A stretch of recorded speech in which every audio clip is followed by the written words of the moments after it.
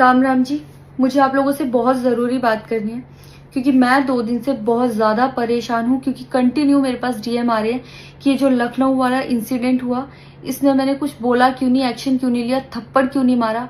और कुछ लोग मुझे ही गलत समझ रहे हैं, कुछ मीम्स पे लिख रहे हैं कि ये तो हंस रही थी, मज़े ले रही थी।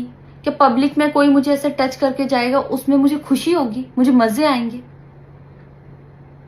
सारी बात ये थी कि जब इनका सॉन्ग के लिए मेरे पास कॉल आया तो मैंने सारी चीज़ें क्लियर कर ली थी कि इसमें ऐसा वैसा कॉस्ट्यूम तो नहीं है, कोई डबल मीनिंग लाइन तो नहीं है और इसमें ऐसा वैसा सीन तो नहीं है। और मैं शूट पर गई, शूट पे सब कुछ नॉर्मल था, मुझे कोई प्रॉब्लम नहीं हुई।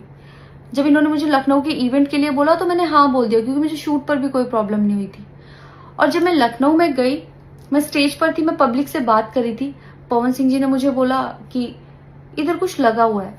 उससे थोड़ी देर पहले ही मेरी ड्रेस वो न्यू थी, साड़ी में नीचे टैग लगा रह गया था। तो मेरे दिमाग में आया कि शायद ब्लाउज का भी टैग लटक रहा होगा। मैं हंसकर उस चीज को दबा रही थी कि अगर मेरा टैग लगा भी है तो वो चीज जिस टाइम मैं पब्लिक से माइक में बात कर रही हूँ उस टाइम ना बोल के साइड में भी बोली जा सकती है, इसलिए मैं उस चीज को उस टाइम पे दबा रही थी। मैंने हंस के टाला, अवॉइड किया और फिर दोबारा बात करने लगी। वो बोले नहीं कुछ लगा है, नहीं कुछ लगा है। तो मैंने कहा नहीं लगा, वो बोले लगा हुआ है। तो मुझे लगा कि शायद ये तो मेरे को लग रहा था कि कुछ लगा है इसलिए ये बोल रहे हैं। और पर फिर भी मैंने हंस के वहां पे टाला, पब्लिक से अपनी बात कंप्लीट की। कंप्लीट करने के बाद जब मैं अपने टीम मेंबर से मैंने पूछा साइड में जाके कि कुछ लगा है, क्या लगा है, उन्होंने बोला कुछ भी नहीं लगा था। जब मैंने देखा मेरे सच में कुछ नहीं लगा था, तब मुझे बहुत ज्यादा बुरा लगा, गुस्सा आया और रोना भी आया। लेकिन मुझे ये नहीं समझ आया कि मैं अब क्या करूं यहाँ पर, क्योंकि जहां मैं गई थी लखनऊ में, पवन सिंह जी खुद भी वहीं के रहने वाले हैं, उसी जगह पर इवेंट था। जितना वो क्राउड था वो सारा उनका फैन बेस था। उनको भगवान बोल रहे थे और भक्त बोल बोल के उनके पैरों में गिर रहे थे। वो उनका फैन बेस था, क्राउड था। तो मुझे समझ नहीं आया कि मैं क्या करूं। अगर मैं कुछ भी बोलती तो क्या वो लोग मुझे सपोर्ट करते। मेरे साथ कुल 3-4 बंदे यहाँ से गए थे, तो वहां जितना क्राउड था क्या वो लोग मेरा साथ देता। मैंने सोचा मैं बैक स्टेज जाके बात करूंगी। इतनी देर में थोड़ी देर रील्स बन के अचानक से वो उतर के चले गए बीच में ही इवेंट के। थोड़ी देर मैंने रील बनाई, अनाउंस ये किया गया कि अभी इवेंट दोबारा स्टार्ट होगा। डिनर के लिए अनाउंस कर दिया गया, मैं भी उतर के चली गई और इवेंट वहां पे खत्म हो चुका था।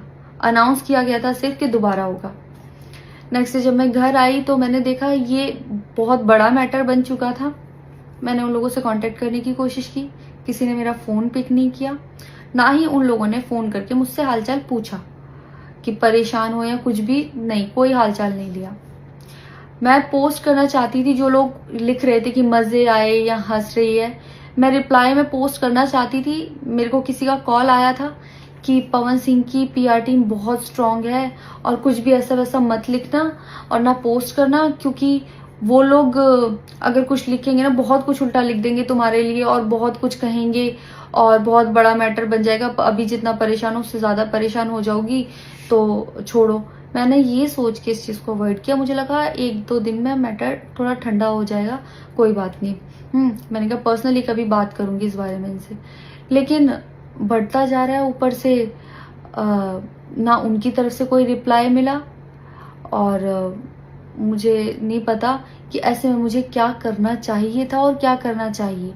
आप लोग मुझे बताओ, मुझे इससे में क्या करना चाहिए। मैं बिल्कुल भी सपोर्ट नहीं करती कि हाँ ये चीज नॉर्मल है या इसको नॉर्मल समझूं। किसी भी लड़की को उसके बिना परमिशन के टच करना ही पहली बात बहुत गलत है, और फिर इस तरीके से टच करना तो हद से ज्यादा गलत है। यही सेम चीज अगर हरियाणा में हुई होती ना तो मुझे जवाब देने की जरूरत नहीं पड़ती, यहाँ की पब्लिक अपने आप जवाब दे देती, यहाँ की ऑडियंस फुल सपोर्ट करती और जवाब देती। लेकिन मैं उनकी जगह पर थी, वो यहाँ पे नहीं थे।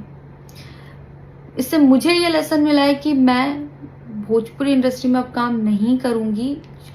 आर्टिस्ट हूं तो नई नई चीजें ट्राई करने का मन करता है कि ये भी ट्राई करूं, ये भी ट्राई करूं, ये भी ट्राई करूं। कुछ भी अलग सा आता है तो करने का मन करता है कि कुछ अलग होगा, कुछ नया ट्राई करती हूँ। और वो भी पवन सिंह जैसे सीनियर आर्टिस्ट के साथ कोलैबोरेशन थी तो हुआ कि हाँ कर लेती हूँ।